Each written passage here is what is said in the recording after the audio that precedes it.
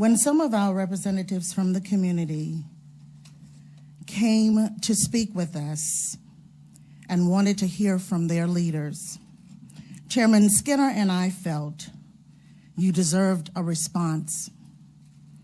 We wanted our community to have the opportunity to be heard.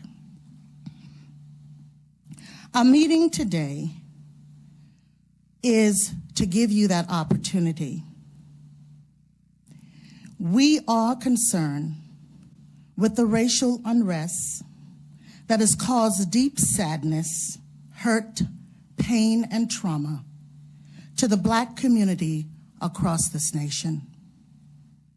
The death of George Floyd, playing out on television and social media, has raised many concerns about how African American and Black people are treated on many different levels.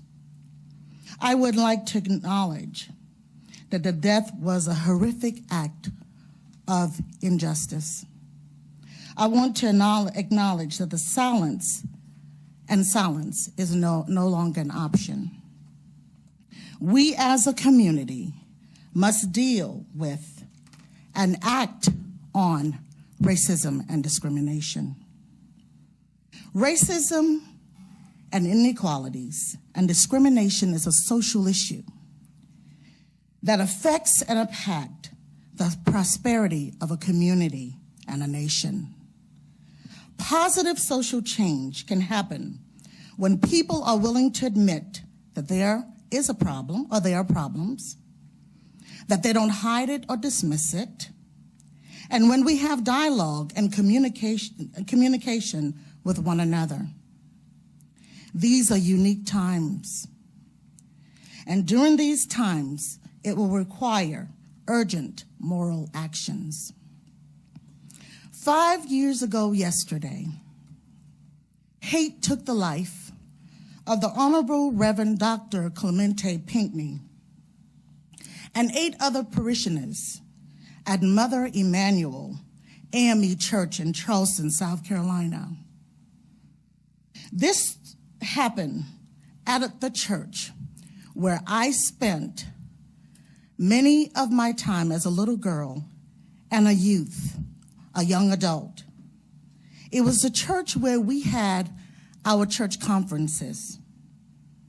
The senseless act of radical thinking will always be etched in my mind from that day.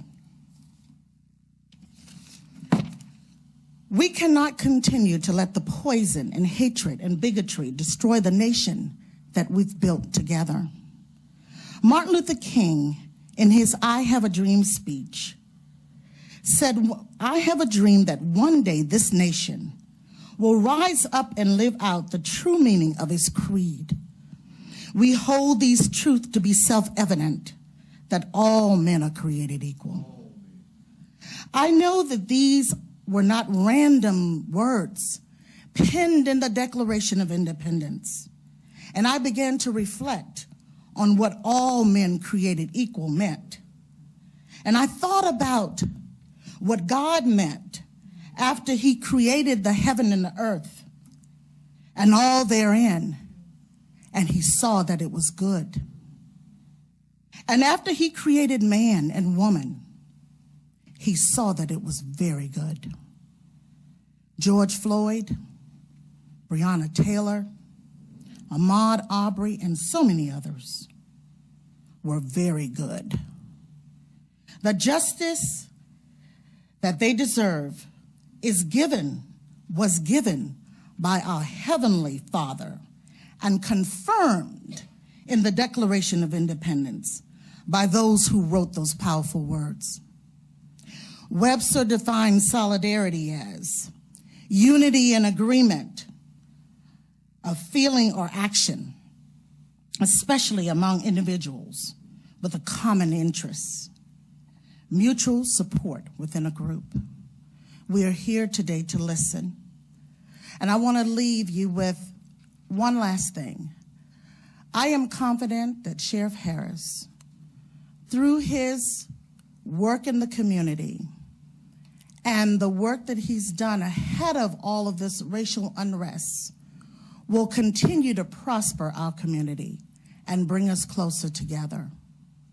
Thank you for being here, and thank you for having me as your supervisor, because I not only represent this board, but I am a Black woman who represents this community. Thank you.